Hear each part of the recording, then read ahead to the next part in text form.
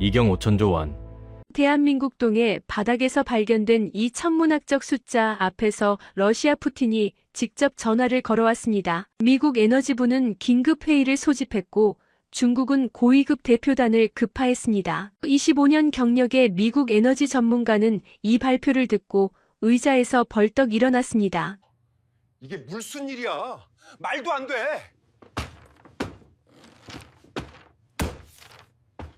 이건 세계 에너지 지도가 다시 그려진다. 자원 없는 나라라 조롱받던 대한민국이 단 한 번의 발견으로 AI 시대 최강국 반열에 올랐습니다. 40년간 바다를 파며 조롱당했던 한국 과학자들, 그들이 끝내 세계를 무릎 꿇린 그 놀라운 반전의 순간, 과연 어떻게 이런 기적이 가능했을까요?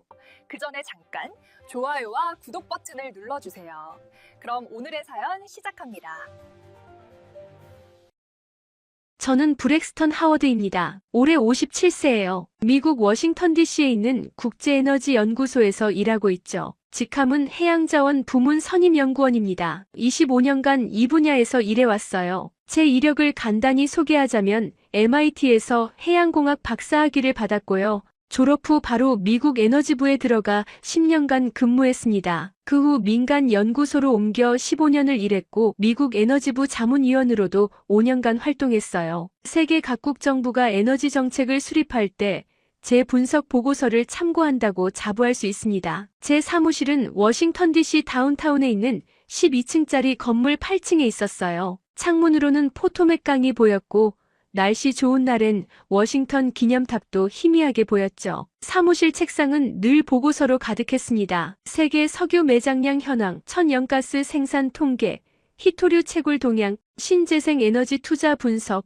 이런 자료들이요. 책장 한쪽에는 제가 지난 25년간 작성한 보고서들이 연도별로 정리되어 있었어요. 두께만 30cm는 될 겁니다. 매일 아침 출근하면 가장 먼저 하는 일이 전날 밤 업데이트된 에너지 시장 데이터를 확인하는 거였어요. 저는 항상 오전 7시 30분에 출근했습니다. 사무실에 도착하면 먼저 에스프레소 머신으로 커피를 한 잔 내려요. 진하게요. 그리고 컴퓨터 2대를 켜죠. 왼쪽 모니터에는 블룸버그 에너지 시장 데이터가 실시간으로 업데이트되고 오른쪽 모니터에는 제가 구독하는 세계 각국의 에너지 뉴스가 RSS 피드로 쏟아집니다. 커피 한 잔 마시면서 이 숫자들을 쭉 훑어보는 게 제 하루의 시작이었어요. 저는 철저하게 데이터 중심적인 사람입니다. 감정이나 직관으로 판단하지 않아요. 오직 숫자와 팩트만 믿습니다. 예를 들어 누군가 앞으로 석유 가격이 오를 것 같아요라고 말하면 저는 즉시 물어봅니다. 근거가 뭔가요? OPC 생산량 데이터를 보셨나요? 미국 셰일오일 생산 증가율은 확인하셨고요.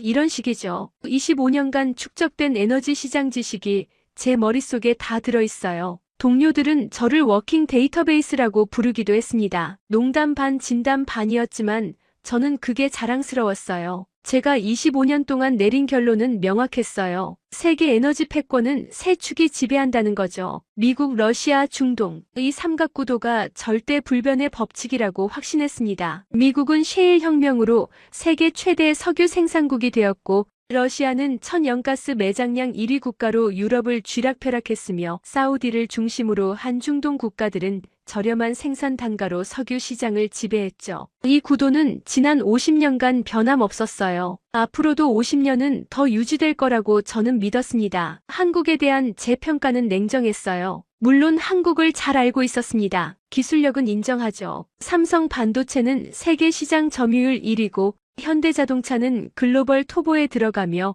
LG 배터리는 전기차 시장을 선도하고 있어요. 조선업도 세계 1위죠. K-팝, K-드라마는 문화 한류를 이끌고 있고요. 정말 대단한 나라예요. 하지만 에너지만큼은 완전히 다른 이야기였습니다. 제가 파악한 한국의 에너지 현황은 이랬습니다. 석유 수입 의존도 99.8%, 하루 약 300만 배럴을 수입하는데 한 방울도 자체 생산하지 못해요. 천연가스 수입 의존도 97.3%, 연간 약 5천만 톤을 수입하죠. 석탄도 거의 전량 수입입니다. 에너지 총 수입액이 연간 약 1,500억 달러에 달했어요. 우리 돈으로 200조 원 넘게 매년 에너지를 사는 거죠. 한마디로 에너지 전쟁에서 한국은 영원한 을의 위치였어요. 저는 2019년에 한국 에너지 시장에 관한 80페이지짜리 분석 보고서를 작성한 적이 있습니다. 제목이 동아시아 에너지 의존국의 전략적 취약성이었어요. 그 보고서에서 저는 이렇게 썼죠. 한국은 제조업 강국이지만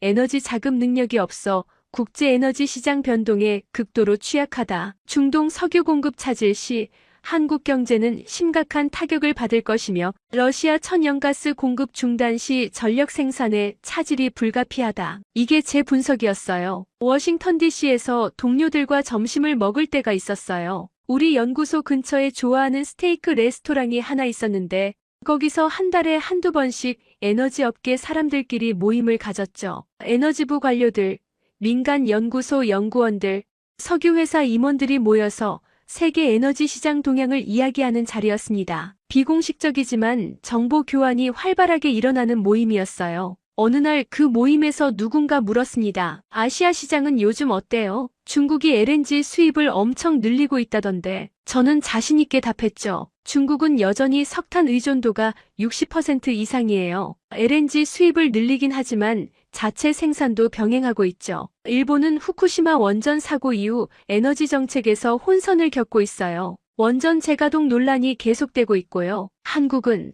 늘 그렇죠. 자원이 없으니 수입만 하는 거예요. 얼마나 기술이 뛰어나든 제조업이 강하든 에너지 자원이 없으면 결국 수입국일 수밖에 없습니다. 옆에 앉아있던 에너지부 관료가 거들었어요. 한국은 참 아이러니한 나라예요. 세계 10위 경제대국인데 에너지는 100% 수입에 의존하잖아요. 어떻게 보면 취약한 구조죠. 다들 고개를 끄덕였습니다. 그게 워싱턴 에너지업계의 정설이었으니까요. 한국은 기술은 뛰어나지만 에너지는 없는 나라. 그래서 영원히 수입국으로 살아갈 수밖에 없는 나라. 이게 우리의 공통된 인식이었어요. 제 인생에서 가장 중요한 가치는 정확성이었습니다. 분석가로서 틀리지 않는 것.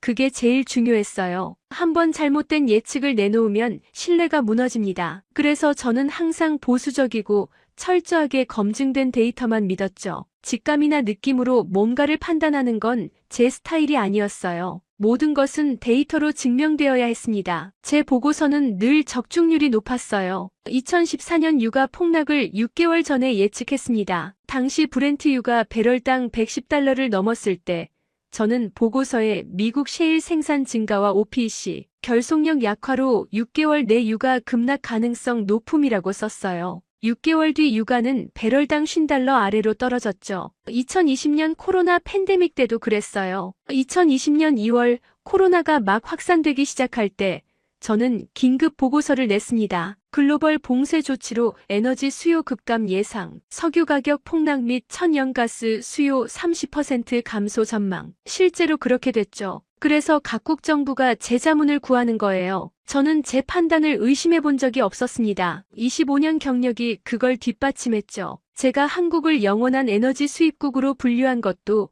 데이터에 근거한 합리적 판단이었어요. 한반도의 지질 구조를 보면 석유나 천연가스가 대량으로 매장되어 있을 가능성이 거의 없습니다. 이건 지질학적 사실이에요. 바꿀 수 없는 현실이죠. 수십 년간 한국도 동해나 서해에서 탐사를 했지만 상업적 가치가 있는 자원을 발견하지 못했어요. 그게 제가 아는 팩트였습니다. 2024년 10월 가을비가 내리던 어느 월요일 아침이었습니다. 10월 21일이었어요. 저는 평소처럼 오전 7시 30분에 사무실에 도착했습니다. 밖에는 가랑비가 내리고 있었고 공기는 차갑고 습했어요. 엘리베이터를 타고 8층의 내려복도를 걸어가는데 청소 직원이 좋은 아침이에요.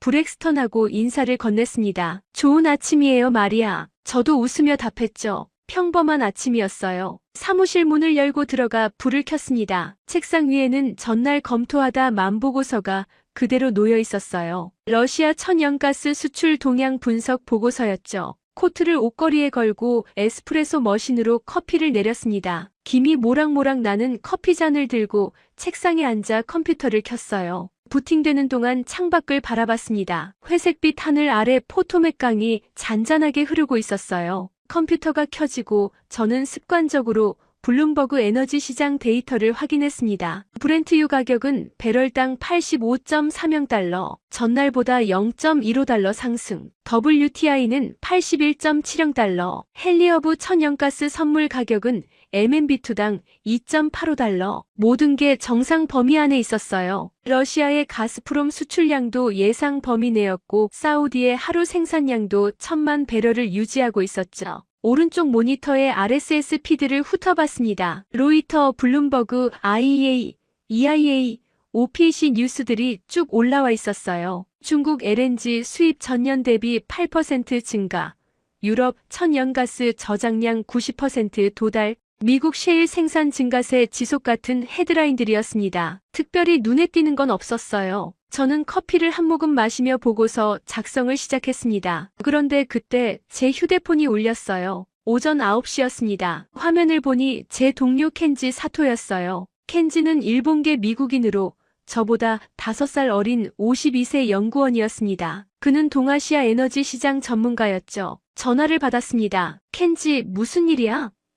브렉스턴, 한국 뉴스 봤어? 동해, 탐사 관련해서 뭔가 큰 발표가 있을 것 같은데. 저는 별로 관심이 없었어요. 또 탐사한다는 거겠지. 늘 하던 거잖아. 켄지의 목소리에는 긴장감이 있었어요. 아니야, 이번엔 좀 다른 것 같아. 한국산업통상자원부가 특별 브리핑을 예고했어. 대규모 매장량 발견 관련이래. 저는 코웃음 쳤죠. 켄지, 우리가 그동안 얼마나 많은 허위 정보를 봤어? 소규모 발견을 과장하는 경우가 얼마나 많은데. 걱정 마, 별거 아닐 거야. 하지만 그날 오후 제 생각이 완전히 틀렸다는 걸 알게 됐습니다. 오후 1시쯤 제 이메일에 IEA 국제에너지기구로부터 긴급 통보가 왔어요. 동해 삼광구 관련 긴급 화상회의. 오후 2시 30분 필참. 심장이 쿵 하고 내려앉았습니다. IEA가 긴급회의를 소집한다? 이건 뭔가 큰일이 있다는 신호였어요. 하지만 그해 여름부터 돌이켜보면 뭔가 이상한 징조들이 있긴 했습니다. 7월쯤이었나 제 팀원 중 한 명이 보고서를 들고 왔어요. 사라 젠킨스라는 30대 초반의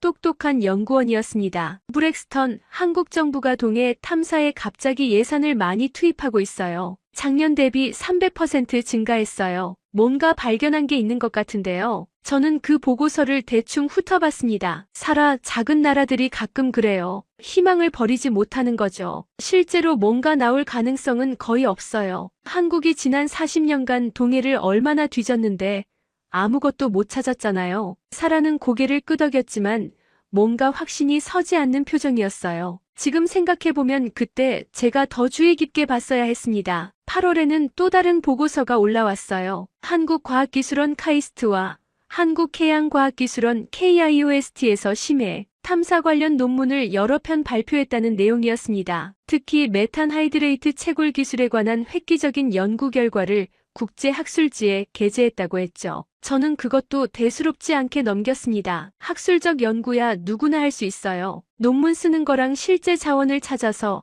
상업적으로 개발하는 건 완전히 다른 문제예요. 9월에는 켄지가 저를 찾아왔어요. 그는 제 사무실 문을 두드리고 들어와 의자에 앉았습니다. 브렉스턴, 우리 한국 좀 주시해야 할 것 같아. 왜? 한국 조선소들이 갑자기 해양 플랫폼 주문을 대량으로 받고 있어. 삼성중공업이랑 현대중공업이 최근 3개월 동안 받은 주문량이 작년 전체 주문량보다 많아. 저는 웃었어요. 켄지, 그건 세계 경제가 회복되면서 해양 시추 수요가 늘어난 거야. 중동이나 브라질에서 주문한 거겠지. 아니야, 내가 확인해봤는데 주문 출처가 한국 정부야. 한국해양공사라는 국영기업이 발주했어. 저는 어깨를 으쓱했죠. 그래도 별거 아닐 거야. 한국이 동해 탐사를 확대하려는 거겠지. 실제로 뭐가 나올지는 두고 봐야지. 켄지의 눈빛에는 제가 놓치고 있는 무언가가 있다는 확신이 담겨 있었습니다. 그는 진지한 표정으로 말했어요. 브렉스턴, 한국을 너무 과소평가하면 안 돼. 1970년대 이후 이들은 늘 불가능을 가능으로 만들어왔어. 1970년대에 누가 한국이 세계 10위 경제대국이 될 거라고 예상했겠어? 1980년대에 누가 한국이 반도체 세계 1위가 될 거라고 생각했겠어? 이들은 자원은 없지만 기술과 집념으로 모든 걸 이뤄냈어. 저는 고개를 저었습니다. 켄지, 그건 인정해. 한국의 기술력과 성취는 정말 대단해. 하지만 자원 게임은 달라. 기술만으로 되는 게 아니야. 땅속에 바다 밑에 매장량이 있어야 하고 그걸 상업적으로 채굴할 수 있어야 해. 한국 바다에 뭐가 있겠어? 지질 구조상 대규모 유전이나 가스전이 있을 가능성은 거의 제로야. 켄지는 한숨을 쉬었어요. 그래, 내 말이 맞을 수도 있어. 하지만 난 느낌이 좋지 않아. 뭔가 큰일이 벌어지고 있는 것 같아. 저는 웃으며 그를 안심시켰죠. 너무 걱정 마. 내가 25년간 이 일을 했어. 내 경험을 믿어. 지금 생각하면 그때 제가 얼마나 오만했는지 모르겠어요. 25년 경력을 믿었고, 제 데이터를 믿었고, 제 분석 틀을 믿었습니다. 한국은 자원 빈국이고 앞으로도 그럴 거라고 확신했어요. 그런데 2024년 11월 15일 오후 2시 37분, 제 인생이 완전히 바뀐 그 순간이 왔습니다. 오후 2시쯤 점심을 먹고 돌아와 사무실에서 보고서를 검토하고 있었어요. 러시아 가스프롬의 유럽 수출 전략 분석 보고서였죠. 집중해서 읽고 있는데 휴대폰이 요란하게 울렸습니다. 화면을 보니 IEA 국제에너지기구 사무국에서 온 긴급 문자였어요. 긴급동의 삼광구 관련 특별 화상회의, 30분 내 접속 바람, 회의 링크 첨부, 필참, 심장이 쿵 하고 내려앉았습니다. 손이 떨렸어요. 삼광구, 그 작은 해역에서 무슨 일이 일어난 걸까요? IEA가 30분 전에 통보하며 긴급 회의를 소집한다는 건 정말 큰일이 터졌다는 의미였어요. 저는 서둘러 노트북을 열었습니다. 손가락이 떨려서 비밀번호를 2번이나 잘못 쳤어요. 심호흡을 하고 다시 입력했습니다. 회의 링크를 클릭했죠. 2시 30분 정각이었어요. 화상회의 창이 열렸습니다. 화면에는 이미 여러 사람들이 접속해 있었어요. 러시아 에너지부 차관, 사우디 에너지부 고위 관료, 중국 국가에너지국 국장, 일본 경제산업성 에너지청장, 독일, 프랑스, 영국 대표들까지 세계 주요국 에너지 정책 결정자들이 다 모여 있었습니다. 모두의 표정이 심각했죠. 2시 32분 IEA 사무총장 파티흐 비롤이 화면에 나타났습니다. 터키 출신의 에너지 전문가로 IEA를 10년 가까이 이끌어온 베테랑이었어요. 그의 얼굴에는 긴장감이 역력했습니다. 여러분, 바쁘신 중에 긴급하게 모셔서 죄송합니다. 하지만 방금 우리가 받은 정보는 즉각적인 국제 협의가 필요한 사안입니다. 그가 화면 공유를 시작했어요. 한국 정부 로고가 박힌 공식 문서가 나타났습니다. 제목이 보였어요. 동해 제3광구 대규모 에너지 자원 발견 공식 발표. 제 심장이 빠르게 뛰기 시작했습니다. 사무총장이 계속 말했습니다. 여러분, 30분 전 한국 정부로부터 공식 발표를 받았습니다. 내용이 믿기 어려운 수준입니다. 그가 다음 슬라이드로 넘어갔어요.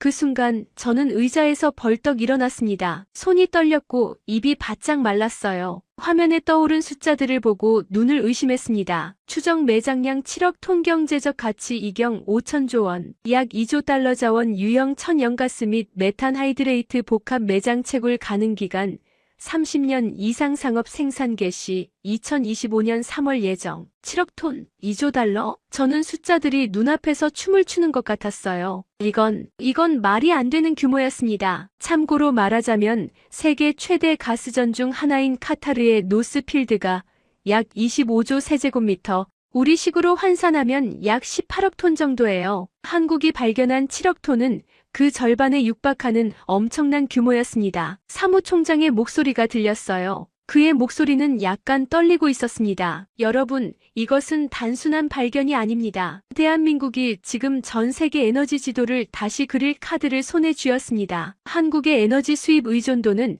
현재 95% 이상입니다. 하지만 이 자원을 완전히 개발하면 한국은 에너지 순수출국이 될 수 있습니다. 화상회의실이 술렁였어요. 러시아 대표의 얼굴이 하얗게 질렸습니다. 러시아는 70년간 천연가스로 유럽을 지배해왔는데 이제 새로운 경쟁자가 나타난 겁니다. 사우디 대표는 멍한 표정으로 화면만 응시했어요. 중국 대표는 급히 누군가에게 메시지를 보내고 있었죠. 일본 대표는 안경을 벗었다 쓰기를 반복하며 불안해하고 있었습니다. 저는 손바닥에 땀이 흥건히 배어나는 걸 느꼈어요. 25년 경력에서 한 번도 본 적 없는 규모였습니다. 아니, 세계 에너지 역사에서도 이런 경우는 드물어요. 한국처럼 에너지 수입 의존도가 95% 이상인 나라가 갑자기 7억 톤의 자원을 발견한다? 이건 마치 사막에서 갑자기 나일강이 솟아난 것과 같은 거예요. 사무총장이 계속 설명했습니다. 한국 정부는 이미 10년 전부터 이 지역을 집중 탐사해왔고 지난 3년간 정밀 시추를 통해 매장량을 확인했다고 합니다. 특히 메탄 하이드레이트는 기존 천연가스보다 청정하고 한국이 독자 개발한 채굴 기술로 경제성이 확보되었다고 합니다. 영국 대표가 질문했어요. 사무총장님, 이 수치의 신뢰도는 어느 정도입니까? 한국 정부 발표를 그대로 믿어도 되는 겁니까? 사무총장이 답했습니다. 우리도 처음에는 의심했습니다. 하지만 한국 정부는 이미 세계 독립기관의 검증을 받았습니다. 미국 슐럼버거, 노르웨이 DNV, 영국 우드 맥킨지가 모두 매장량을 확인했습니다. 슐럼버거, DNV, 우드 맥킨지. 이 세 회사는 세계에서 가장 권위 있는 에너지 자원 평가 기관들이에요. 이들이 모두 확인했다면 이건 진짜라는 얘기였습니다. 저는 의자에 주저앉았어요. 다리에 힘이 풀렸습니다. 회의는 1시간 동안 계속됐어요. 각국 대표들은 한국의 이번 발견이 자국에 미칠 영향을 물었고 사무총장은 최대한 객관적으로 답변했습니다. 하지만 결론은 명확했어요. 세계 에너지 시장의 파워 밸런스가 바뀌고 있다는 것, 그리고 한국이 이제 게임의 주요 플레이어가 되었다는 것. 회의가 끝난 뒤 저는 멍하니 앉아 있었습니다. 사무실이 조용했어요. 창밖으로는 여전히 가랑비가 내리고 있었고 포토맥 강은 잔잔하게 흐르고 있었습니다. 하지만 제 머릿속은 폭풍우가 몰아치고 있었어요. 말도 안 돼. 탐사 오류일 거야. 저는 스스로에게 되뇌었습니다. 하지만 제 목소리에는 확신이 없었어요. 슐럼버거, DNV, 우드 맥킨지가 모두 확인했다면 그럼 이건 진짜일 가능성이 높습니다. 저는 떨리는 손으로 제 팀원들에게 이메일을 보냈어요. 긴급 오늘 오후 5시 회의실 집합. 한국동의 3광구 데이터 긴급 검증 필요. 모든 과거 탐사 데이터를 다시 검토할 것. 오후 5시 제 팀원 5명이 모두 회의실에 모였습니다. 사라, 마이클, 제니퍼, 데이비드, 톰. 모두 제가 신뢰하는 유능한 연구원들이었어요. 저는 그들에게 IEA 회의 내용을 브리핑했습니다. 그들도 충격을 받은 표정이었어요. 믿을 수 없어요. 사라가 말했습니다. 7억 톤이라뇨? 한국이? 나도 믿기 어렵다. 제가 답했어요. 하지만 우리는 팩트를 확인해야 해. 지금부터 48시간 동안 모든 걸 재검증할 거야. 한국의 과거 탐사 기록, 동해 지질 구조 분석, 메탄 하이드레이트 매장 가능성, 모든 걸 다시 봐. 그날 밤 우리 팀은 밤을 새웠습니다. 저는 집에 가지도 않았어요. 사무실 소파에서 2시간 정도 눈을 붙이고 나머지 시간은 계속 데이터를 분석했습니다. 커피를 10잔도 넘게 마셨어요. 손이 떨렸고 눈은 충혈되었지만 저는 멈출 수 없었습니다. 다음 날 저녁 팀원들이 하나둘 보고서를 가지고 왔어요. 그들의 표정이 심각했습니다. 사라가 먼저 말했어요. 브렉스턴 한국의 과거 탐사 기록을 다시 봤는데요. 사실 이들은 1980년대부터 체계적으로 동해를 탐사해왔어요. 우리가 몰랐을 뿐이지 한국은 40년간 준비해온 거예요. 마이클이 이어받았습니다. 동해의 지질 구조를 재분석했는데 메탄 하이드레이트가 대량으로 매장되어 있을 가능성이 충분합니다. 수심 2000에서 3000m 해저 퇴적층 아래 안정적인 압력과 온도 조건이 형성되어 있어요. 사실 완벽한 조건이에요. 데이비드가 컴퓨터 화면을 가리키며 말했어요. 한국이 발표한 7억 톤, 이 수치가 과장된 게 아니에요. 오히려 보수적인 추정치예요. 실제로는 10억 톤이 넘을 수도 있어요. 저는 의자에 깊이 앉았습니다. 48시간 동안의 검증 결과는 충격적이었어요. 그럼 이건 진짜라는 거지. 제 목소리가 잠겼습니다. 팀원들이 고개를 끄덕였어요. 사라가 조심스럽게 말했습니다. 브렉스턴, 이건 진짜예요. 그리고 더 놀라운 건 한국이 이미 채굴 기술까지 완성해놨다는 거예요. 그들은 발표와 동시에 생산을 시작할 수 있어요. 저는 책상에 머리를 박고 싶었습니다. 25년간 쌓아온 제 모든 분석이, 제 모든 확신이 무너지는 순간이었어요. 저는 한국을 영원한 에너지 빈국으로 단정했습니다. 데이터에 근거했다고 생각했지만 사실은 편견이었던 거죠. 한국이 40년간 조용히 준비하는 동안 저는 그들을 무시하고 있었어요. 그날 밤 전 세계 언론이 일제히 이 뉴스를 보도하기 시작했습니다. CNN에서 긴급 속보가 터졌어요. 저는 사무실 TV를 켰습니다. CNN 앵커가 흥분된 목소리로 말하고 있었어요. 속보입니다. 대한민국이 동해에서 7억 톤 규모의 천연가스 및 메탄 하이드레이트를 발견했다고 공식 발표했습니다. 경제적 가치는 약 2조 달러. 한국 경제에 혁명적 변화가 예상됩니다. 화면이 바뀌며 BBC, 로이터, 블룸버그, 파이낸셜 타임스 헤드라인이 차례로 나왔어요. 한국 에너지 패권 국가로 급부상동의 7억 톤 발견, 세계 에너지 지도 재편 한국의 기적, 자원 빈국에서 에너지 강국으로 메탄 하이드레이트 시대 개막 한국의 선도. 소셜미디어도 난리가 났습니다. 트위터에서는 한국 에너지 독립, 동해의 기적 같은 해시태그가 전 세계 트렌드 1위에 올랐어요.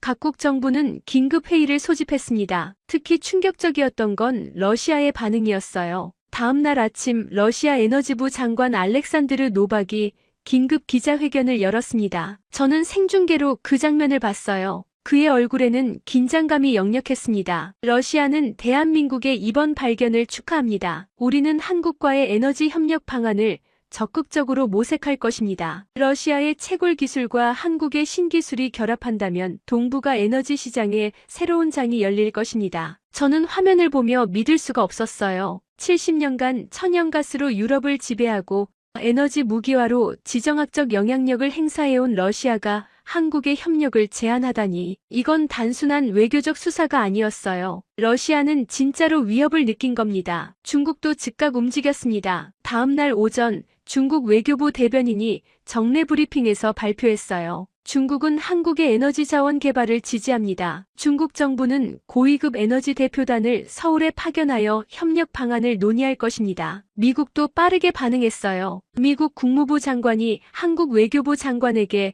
직접 전화를 걸었다는 소식이 들렸습니다. 미국 에너지부도 긴급 회의를 열었죠. 제 상사인 연구소 소장 로버트 존슨이 저를 불렀습니다. 그는 60대 중반의 노련한 에너지 전문가로 30년 이상 이 분야에서 일한 베테랑이었어요. 브렉스턴, 이게 미국에 어떤 영향을 미칠지 48시간 내에 분석 보고서 제출해요. 이건 정말 중요해요. 백악관에서도 우리 분석을 기다리고 있어요. 저는 다시 팀을 소집했습니다. 이번에는 더 큰 그림을 봐야 했어요. 한국의 7억 톤 발견이 미국에, 세계에 어떤 영향을 미칠 것인가. 저는 밤을 새워 분석했습니다. 그 과정에서 저는 충격적인 사실을 깨달았어요. AI 시대가 본격화되면서 전력 수요가 기하급수적으로 증가하고 있었습니다. 챗GPT는 하루에 약 50만 킬로와트시의 전력을 소비해요. 클로드, 구글 제미나이, 메타 라마의 모든 AI 모델들을 돌리는 데이터 센터는 어마어마한 전력을 먹어치웁니다. 미국 실리콘밸리의 빅테크 기업들은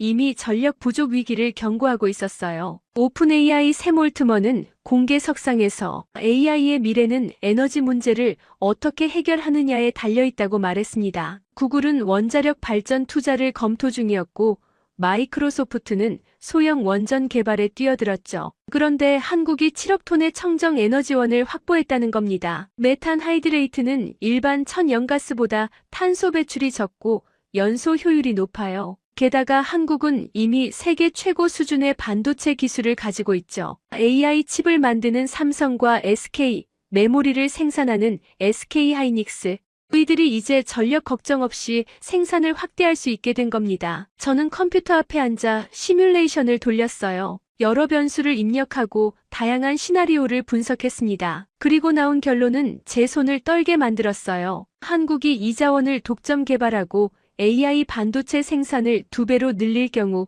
2030년까지 AI 산업에서 미국을 추월할 가능성 87%.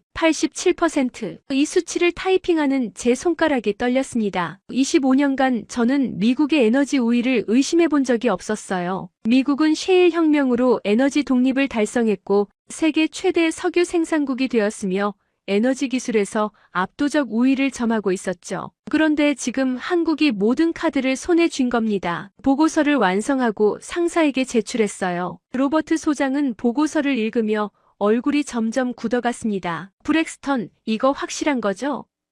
네, 제가 3번 검증했습니다. 수치가 틀릴 가능성은 거의 없어요. 그는 한숨을 쉬었어요. 이건 빅딜이에요. 바로 백악관에 보고해야겠어요. 며칠 뒤 미국 정부가 움직였습니다. 국무부 차관 빅토리아 눌랜드가 서울에 급파되었어요. 한미 에너지 협력 회담이 전격 개최되었습니다. 저도 자문단으로 동행하게 되었죠. 11월 27일, 저는 워싱턴 DC를 출발해 서울로 향하는 비행기에 올랐습니다. 14시간의 비행 끝에 인천공항에 도착했어요. 2024년 11월 28일 오후 5시였습니다. 공항에 내리는 순간 묘한 느낌이 들었어요. 제가 25년간 에너지 빈국으로 분류했던 나라. 그 나라가 이제는 전 세계가 주목하는 에너지 강국이 된 겁니다. 공항에서 서울로 가는 길, 차창 밖으로 보이는 풍경이 신선했어요. 깨끗한 도로, 현대적인 건물들, 질서정연한 도시, 고속도로를 달리는 차들 대부분이 전기차나 하이브리드였죠. 한국이 이미 친환경 사회로 전환하고 있다는 걸 느낄 수 있었습니다. 서울 중심가에 있는 호텔에 체크인했어요. 방에서 창밖을 내다보니 한강이 보였습니다. 강변을 따라 늘어선 고층 빌딩들, 밝게 빛나는 야경. 아름다웠어요. 저는 그날 밤 잠을 이루지 못했습니다. 내일 회담에서 어떤 이야기가 나올지, 한국 측은 어떤 입장을 보일지 생각이 복잡했어요. 다음날 오전 10시 회담장에 도착했습니다. 서울 광화문 근처에 있는 정부 청사였어요. 경호가 삼엄했습니다. 신원 확인을 3번이나 거쳤죠. 회의실은 넓고 현대적이었어요. 긴 타원형 테이블 양쪽에 미국 측과 한국 측이 마주 앉았습니다. 미국 측 수석 대표인 눌랜드 차관이 먼저 입을 열었습니다. 한국 정부의 이번 역사적 발견을 진심으로 축하드립니다. 미국은 한미 동맹의 오랜 파트너로서 이번 기회에 에너지 협력을 더욱 강화하고 싶습니다. 우리는 공동 개발을 제안하고 싶습니다. 미국의 자본과 기술, 한국의 자원이 결합한다면 양국 모두에게 윈윈이 될 것입니다. 말은 공손했지만 속내는 뻔했죠. 미국도 이 거대한 자원의 일부를 원하는 겁니다. 저는 한국 측 반응을 주시했어요. 한국 측 수석 대표는 산업통상자원부 장관 이창양이었습니다. 60대 초반으로 보이는 그는 차분하지만 단호한 인상이었어요. 그는 잠시 침묵을 지키다가 천천히 입을 열었습니다. 눌랜드 차관님, 축하해 주셔서 감사합니다. 하지만 공동개발 제안은 좀 의아하네요. 그의 목소리는 부드러웠지만 날카로웠어요. 지난 50년간 대한민국이 동해에서 탐사할 때 미국은 한 번도 관심을 갖지 않았습니다. 1980년대에 우리가 처음 탐사를 시작했을 때 국제사회는 우리를 비웃었죠. 자원 없는 나라가 뭘 한다고 돈을 낭비하냐고요. 회의실이 조용해졌어요. 이 장관은 계속했습니다. 1990년대 IMF 위기 때도 2008년 금융위기 때도 우리는 에너지 자립의 꿈을 포기하지 않았습니다. 국가부도 상황에서도 탐사 예산을 유지했어요. 왜냐하면 우리는 알았으니까요. 에너지 독립 없이는 진정한 경제 독립도 없다는 것을요. 눌랜드 차관의 표정이 굳어갔습니다. 이 장관의 목소리에는 힘이 실렸어요. 미국은 우리가 자원 독립을 위해 고군분투할 때 방관했습니다. 이제 와서 공동개발이라니 앞뒤가 맞지 않네요. 이건 우리가 40년간 준비하고 수조 원을 투자하고 수천 명의 과학자들이 헌신해서 찾아낸 자원입니다. 회의실에 무거운 침묵이 흘렀어요. 저는 숨을 죽이고 있었습니다. 한국 측의 입장이 이렇게 단호할 줄은 몰랐어요. 눌랜드 차관이 다시 말을 이었습니다. 장관님의 말씀 이해합니다. 하지만 한미동맹의 특수한 관계를 고려하면 이 장관이 말을 끊었어요. 차관님, 동맹은 상호 존중에 기반합니다. 한국이 어려울 때 미국이 도왔던 것처럼 이제는 한국이 스스로 설 차례입니다. 우리는 이 자원을 독자적으로 개발할 겁니다. 회담은 사실상 그 순간 결렬되었습니다. 이후 3시간 동안 세부 논의가 있었지만 결론은 바뀌지 않았어요. 한국은 독자 개발을 고수했고 미국은 설득에 실패했습니다. 회담이 끝나고 미국 대표단은 호텔로 돌아왔어요. 분위기가 착잡했습니다. 눌랜드 차관은 즉시 워싱턴에 보고를 올렸고 다음날 아침 일찍 귀국길에 올랐어요. 하지만 저는 서울에 남았습니다. 왜냐하면 저는 알고 싶었거든요. 도대체 한국이 어떻게 이 불가능한 일을 해낸 것인지, 40년간 어떤 노력을 했는지, 어떤 기술을 개발했는지. 저는 상사에게 전화를 걸었습니다. 로버트, 저 2주간 휴가를 쓰고 싶습니다. 뭐라고? 브렉스턴, 자네가 휴가를? 상사는 놀랐어요. 당연하죠. 저는 25년간 일했는데 휴가를 거의 쓴 적이 없었으니까요. 개인 자격으로 한국의 에너지 기술을 더 연구하고 싶습니다. 이건 제게 중요한 일이에요. 상사는 잠시 침묵하다가 말했어요. 브렉스턴, 자네 25년 만에 처음 휴가를 쓰는군. 뭔가 큰 걸 발견한 모양이지. 네, 제가 놓치고 있던 무언가를요. 그날 저녁 호텔 로비에서 우연한 만남이 있었습니다. 커피를 마시며 노트북으로 한국 에너지 정책 자료를 읽고 있는데 누군가 다가왔어요. 실례합니다. 혹시 브렉스턴 하워드 박사님이신가요? 고개를 들어보니 50대 중반쯤 되어 보이는 한국인 남성이 서 있었습니다. 단정한 양복 차림에 안경을 쓴 그는 부드러운 미소를 짓고 있었어요. 네, 맞습니다만. 안녕하세요. 저는 김성훈입니다. 한국해양과학기술원 KIOST 수석 연구원입니다. 김성훈, 저는 그 이름을 어디선가 들어본 것 같았어요. 잠시 생각하다가 기억이 났습니다. 2019년 국제해양에너지학회에서 발표된 메탄하이드레이트 채굴 기술 논문, 그 제일 저자가 김성훈이었어요. 아, 김 박사님. 박사님의 2019년 논문 읽었습니다. 정말 인상 깊었어요. 김 박사는 환하게 웃었습니다. 감사합니다. 사실 저도 박사님의 논문을 여러 편 읽었습니다. 특히 2018년 발표하신 심해 자원 탐사 방법론에 관한 논문, 정말 훌륭했어요. 저희 연구에 많은 도움이 됐습니다. 우리는 로비 카페에 앉아 이야기를 나눴어요. 김 박사는 부드럽지만 단호한 목소리로 말했습니다. 박사님, 한국이 하루아침에 이 발견을 한 게 아닙니다. 우리는 40년을 준비해왔어요. 그의 이야기는 제게 충격이었어요. 1980년대 초 제2차 석유 파동 이후 한국 정부는 결심했습니다. 에너지 독립 없이는 경제 독립도 없다고요. 그래서 동해 탐사 프로젝트를 시작했죠. 처음에는 정말 힘들었어요. 기술도 없고 자금도 부족하고 국제사회는 우리를 비웃었습니다. 김 박사의 눈빛에는 오랜 세월의 고난이 서려 있었습니다. 1990년대에는 수십 번의 시추를 했지만 번번이 실패했어요. 언론에서는 예산 낭비라고 비난했고 정치권에서는 프로젝트 중단을 요구했습니다. 하지만 우리는 포기하지 않았어요. 1997년 IMF 위기 때도요. 제가 물었습니다. 네, IMF 때도요. 국가가 부도 직전까지 갔는데 해양 연구 예산은 유지됐어요. 왜냐하면 당시 대통령과 정부가 결단을 내렸거든요. 미래를 위한 투자는 멈출 수 없다고요. 김 박사는 계속 이야기했습니다. 2000년대에 들어서면서 우리는 메탄하이드레이트에 집중하기 시작했어요. 일반 천연가스보다 매장량이 훨씬 많고 동해의 지질 구조가 메탄하이드레이트 형성의 완벽한 조건이라는 걸 발견했죠. 하지만 채굴 기술이 문제였어요. 전 세계 어느 나라도 메탄하이드레이트를 상업적으로 채굴한 적이 없었거든요. 그래서 직접 기술을 개발하신 거군요. 네, 10년이 걸렸습니다. 2010년부터 2020년까지 우리는 심해 채굴 기술을 개발했어요. 실패를 거듭했죠. 27번의 시험 채굴이 모두 실패했습니다. 하지만 28번째에 성공했어요. 저는 숨을 죽이고 들었습니다. 김 박사의 목소리에는 자부심이 묻어났어요. 2021년부터 본격적인 탐사를 시작했고 2022년에 대규모 매장층을 발견했습니다. 그리고 2년간 정밀 분석과 검증을 거쳐 이번에 발표한 거예요. 박사님, 저는 말을 잇지 못했습니다. 감동받았어요. 40년간의 집념, 27번의 실패를 이겨낸 인내, 그리고 마침내 이룬 성공. 이건 단순한 자원 발견이 아니었습니다. 한국과의 의지가 만들어낸 기적이었어요. 김 박사는 부드럽게 미소 지으며 말했습니다. 박사님, 함께 동해로 가시겠습니까? 직접 보여드리고 싶습니다. 한국의 기술과 열정을요. 저는 주저없이 고개를 끄덕였습니다. 가겠습니다. 꼭 보고 싶습니다. 다음 날 아침 저는 김 박사와 함께 서울역에서 KTX를 탔습니다. 포항까지 약 2시간 30분이 걸렸어요. 기차 안에서 김 박사는 더 많은 이야기를 들려줬습니다. 한국의 에너지 자립 로드맵, 청정에너지 전환 계획,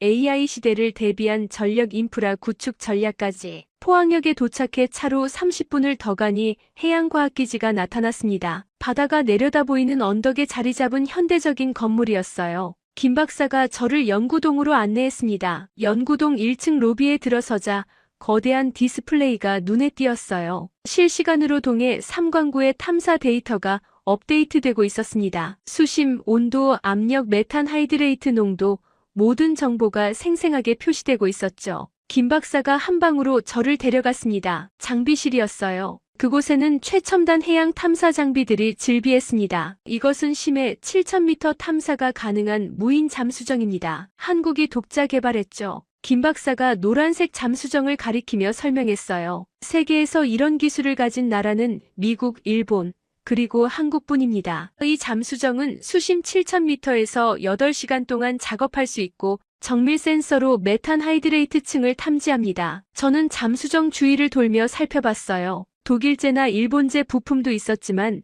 놀랍게도 핵심 기술은 모두 한국이 자체 개발한 것이었습니다. 이 로봇팔은 어떻게 작동하나요? 수압 7000 기압 환경에서도 정밀 작업이 가능합니다. 메탄 하이드레이트 샘플을 채취하고 해저 지질을 분석하죠. 다음으로 김 박사는 저를 또 다른 경납고로 데려갔어요. 그곳에는 거대한 시추 장비들이 있었습니다. 이 시추선은 수심 3000m에서도 정밀 채굴이 가능합니다. 미국 엑손모빌도 이 기술에 놀라 협력을 제안해 왔어요. 하지만 우리는 거절했습니다. 왜죠?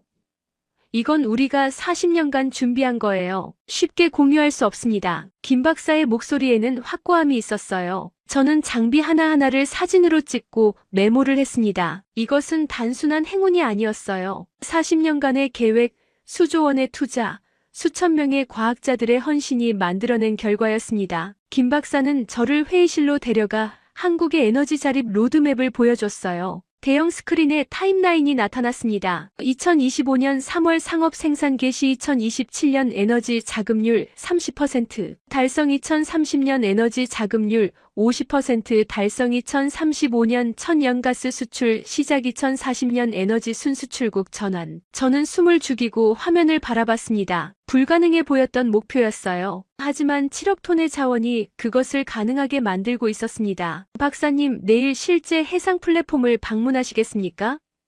김 박사가 물었습니다. 물론입니다. 저는 즉답했어요. 다음날 새벽 6시, 저는 김 박사와 함께 포항 헬리포트에 도착했습니다. 거대한 헬리콥터가 대기하고 있었어요. 우리는 헬리콥터에 올라탔고 동해를 향해 날아갔습니다. 헬리콥터가 바다 위를 날아가는 동안 저는 창밖을 내다봤어요. 푸른 바다가 끝없이 펼쳐져 있었습니다. 40분쯤 날아가니 수평선 너머로 거대한 구조물이 보이기 시작했어요. 해상 플랫폼이었습니다. 가까이 다가가자 그 규모에 압도당했습니다. 축구장 3개를 합친 크기의 거대한 플랫폼이 바다 한가운데 떠 있었어요. 수십 개의 크레인과 시추 타워, 각종 장비들이 빼곡히 들어차 있었습니다. 헬리콥터가 플랫폼 헬리패드에 착륙했어요. 플랫폼에 내리자 플랫폼 책임자가 우리를 맞이했습니다. 박준영 이사 40대 중반의 에너지 넘치는 엔지니어였어요. 브렉스턴 박사님 환영합니다. 멀리서 오셨네요. 그는 유창한 영어로 인사했습니다. 박 이사가 저를 컨트롤룸으로 안내했어요. 벽면을 가득 채운 모니터들이 실시간으로 데이터를 표시하고 있었습니다. 여기 계기판을 보세요. 실시간으로 해저 3000m 아래 메탄 하이드레이트 층을 모니터링하고 있습니다. 화면에는 3D 이미지로 해저 지형이 표시되어 있었어요. 푸른빛의 메탄 하이드레이트 덩어리들이 선명하게 보였습니다. 마치 얼음처럼 투명한 그것들이 층층이 쌓여 있었죠. 저게 다 메탄 하이드레이트입니까? 네, 저 층이 두께 100m에 달합니다. 그리고 이런 층이 수십 개 있어요. 저는 말문이 막혔습니다. 7억 톤이라는 숫자가 추상적으로만 느껴졌는데 실제로 보니 실감이 났어요. 채굴은 언제 시작합니까?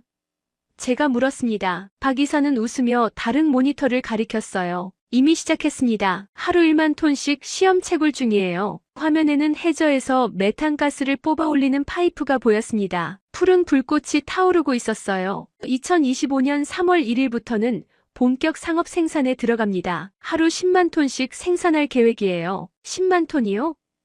네, 연간 3,650만 톤입니다. 한국 천연가스 수입량의 약 70%를 충당할 수 있는 양이죠. 저는 숨이 막혔습니다. 저희들은 이미 모든 준비를 끝낸 상태였어요. 발견과 동시에 생산을 시작할 수 있도록 지난 10년간 채굴 기술을 완성해둔 겁니다. 우리는 준비가 되어 있었습니다. 박 이사가 말했습니다. 40년간 준비했으니까요. 발견하자마자 바로 생산할 수 있도록 모든 기술을 완성해뒀죠. 이것이 한국이었습니다. 발견과 동시에 실행하는 속도, 그것이 이들의 경쟁력이었어요. 저는 그날 플랫폼에서 8시간을 보냈습니다. 모든 시설을 둘러보고 엔지니어들과 이야기를 나누고 채굴 과정을 직접 관찰했어요. 플랫폼을 떠나며 저는 깨달았습니다. 한국의 성공은 우연이 아니었어요. 40년간의 집념, 실패를 두려워하지 않는 용기, 그리고 미래를 준비하는 지혜가 만들어낸 결과였습니다. 서울로 돌아오는 헬리콥터 안에서 저는 생각했습니다. 제가 25년간 쌓아온 분석 틀이 얼마나 편협했는지, 한국을 영원한 수입국으로 단정했던 제 오만함이 부끄러웠어요. 데이터만 믿고 사람의 의지를 과소평가했던 제 실수가 뼈아팠습니다. 그날 밤 서울 호텔방에서 저는 오랫동안 창밖을 바라봤습니다. 한강변의 야경이 아름다웠어요. 이 나라 70년 전 폐허에서 시작해 지금 세계 11경제대국이 되고 이제는 에너지 강국으로 우뚝 선 이 나라. 저는 결심했습니다. 다음 날 아침 저는 로버트 소장에게 이메일을 보냈어요. 사임 의사를 밝힙니다. 한국에서 새로운 커리어를 시작하고 싶습니다. 25년 경력을 버리는 쉬운 결정은 아니었어요. 하지만 저는 확신했습니다. 한국에서 배울 것이 너무 많다고요. 하지만 한국의 여정이 순탄하지만은 않았습니다. 2024년 12월 초 국제 정세가 급변하기 시작했어요. 러시아가 움직인 겁니다. 12월 5일 푸틴 대통령이 직접 기자회견을 열었습니다. 동해 삼관구는 역사적으로 러시아의 영향권에 있었다. 한국의 일방적 개발은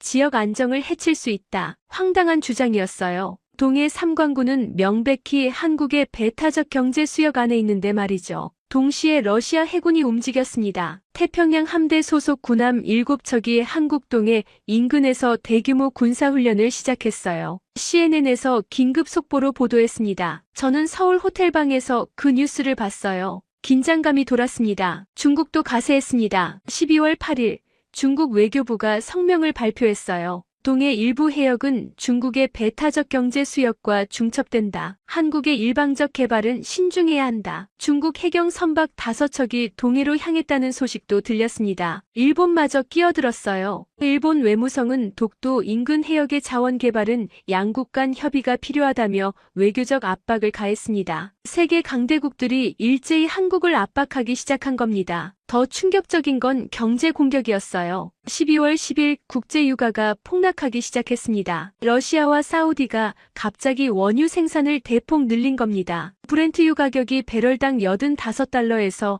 하루 만에 65달러로 떨어졌어요. 이틀 뒤에는 50달러, 일주일 뒤에는 40달러까지 폭락했습니다. 천연가스 가격도 폭락했어요. 러시아 가스프롬이 유럽의 초저가로 가스를 공급하기 시작했습니다. 의도가 뻔했죠. 한국이 자원 개발을 포기하도록 경제적으로 압박하겠다는 겁니다. 너희가 아무리 자원을 개발해도 우리가 가격을 이렇게 낮추면 경제성이 없어진다는 메시지였어요. 서울의 분위기는 긴장감으로 가득했습니다. 저는 김성훈 박사에게 전화를 걸었어요. 김 박사님, 이 압박을 견뎌낼 수 있을까요? 러시아와 사우디가 작정하고 나오는데 김 박사의 목소리는 놀랍게도 담담했습니다. 브렉스턴 박사님, 걱정하지 마세요. 우리는 이런 상황을 예상했어요. 우리는 70년 전 전쟁의 폐허에서 시작했습니다. 1950년 한국 전쟁으로 모든 게 파괴됐죠. 1997년 IMF 위기도 극복했고 2008년 금융위기도 이겨냈어요. 이 정도 압박은 우리에게는 일상입니다. 그의 말에 저는 할 말을 잃었습니다. 한국인들의 이 강인함은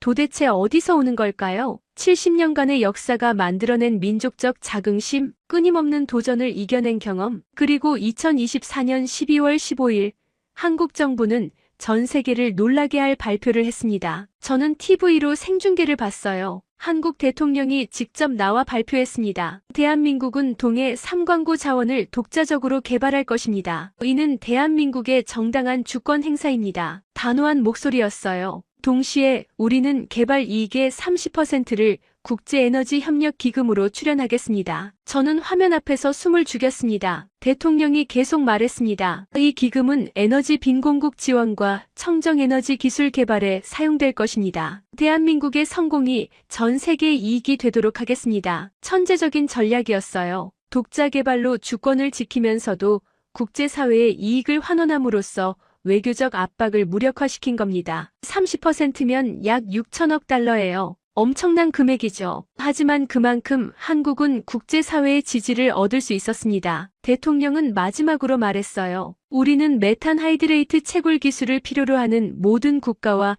기술 협력을 진행할 것입니다. 단 상호 존중과 공정한 조건 하에서 말입니다. 이 발표 직후 극적인 반전이 일어났습니다. 러시아가 먼저 손을 들었어요. 12월 16일 크렘린 대변인이 발표했습니다. 러시아는 한국의 결정을 존중한다. 양국 간 에너지 기술 협력을 희망한다. 같은 날 푸틴 대통령이 한국 대통령에게 직접 전화를 걸었다는 소식이 들렸습니다. 70년간 천연가스로 세계를 호령하던 러시아가 한국의 협력을 요청한 겁니다. 믿을 수 없는 장면이었어요. 중국도 태도를 바꿨습니다. 12월 17일 중국 국가주석이 한국 대통령에게 축전을 보냈어요. 한중 에너지 협력의 새로운 장을 열기를 희망한다. 중국 해경 선박들도 철수했습니다. 미국도 재빨리 움직였어요. 12월 18일 미국 국무장관이 직접 서울을 방문했습니다. 한미 에너지 동맹을 더욱 강화하자는 제안을 들고 왔죠. 한국은 약소국이 아니었습니다. 당당한 에너지 강국으로 거듭나는 순간이었어요. 저는 그 모든 과정을 지켜보며 경탄했습니다. 한국의 외교 전략, 협상력, 그리고 담대함에 감탄했어요. 2025년 3월 1일,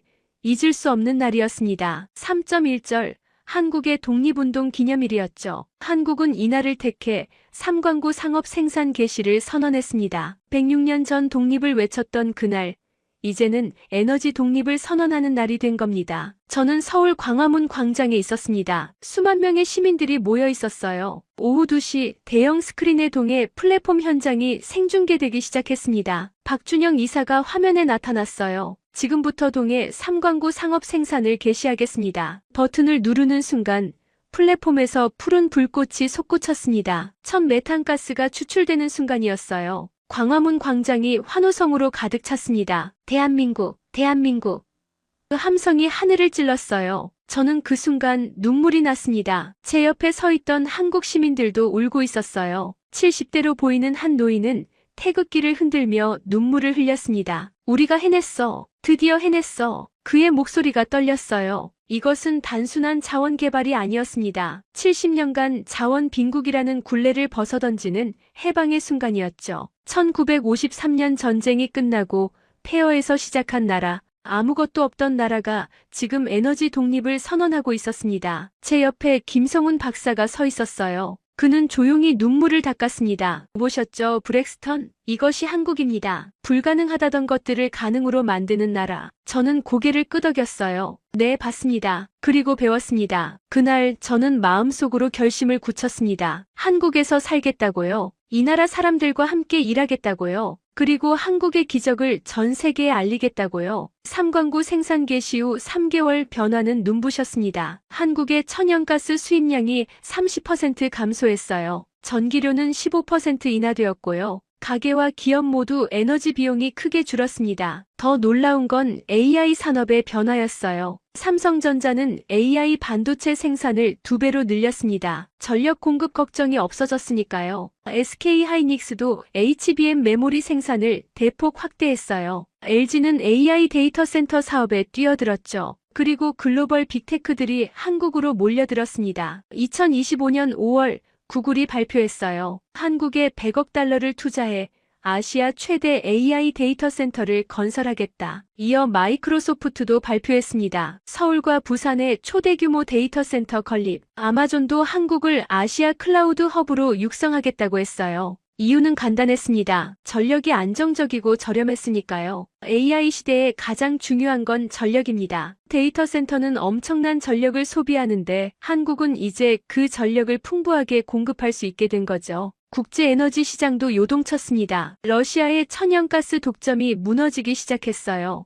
유럽 국가들이 한국산 메탄가스 구매에 관심을 보였습니다. 독일, 프랑스, 네덜란드가 한국과 장기 공급 계약을 체결했어요. 중동의 석유 의존도도 낮아졌습니다. 한국의 청정 메탄가스는 탄소 배출이 석유의 절반에 불과했어요. 탄소 중립을 추진하는 유럽에게 매력적인 선택지였죠. 2025년 6월 파이낸셜 타임스는 한국을 표지 모델로 삼았습니다. 헤드라인이 한국 21세기 새로운 에너지 제국이었어요. 기사는 이렇게 시작했습니다. 70년 전 폐허에서 시작한 나라가 이제 세계 에너지 시장을 재편하고 있다. 저는 그 기사를 읽으며 감회가 깊었어요. 제가 25년간 영원한 을로 분류했던 나라가 이제 새로운 제국이 되었으니까요. 2025년 하반기 한국의 영향력은 더욱 확대되었습니다. 9월 한국 정부는 동북아 에너지 협력체 창설을 제안했어요. 한국, 일본, 대만, 필리핀이 참여하는 청정에너지 네트워크였죠. 놀랍게도 러시아와 중국이 옵저버 자격으로라도